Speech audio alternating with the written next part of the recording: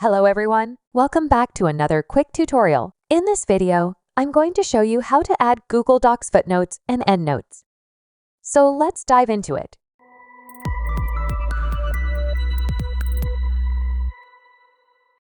Open your Google Docs document. Place your cursor where you want to add a footnote or endnote. Click on Insert in the menu bar. From the drop-down menu, hover over Footnote or Endnote and select the type you want to add.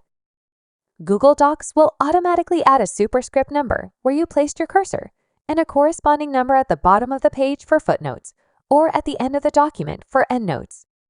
Type your footnote or endnote content in the space provided.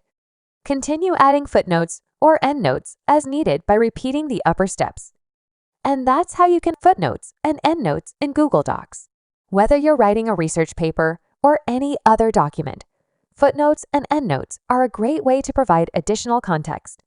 There you have it. If you found this video helpful, don't forget to like and subscribe to our channel for more tutorials.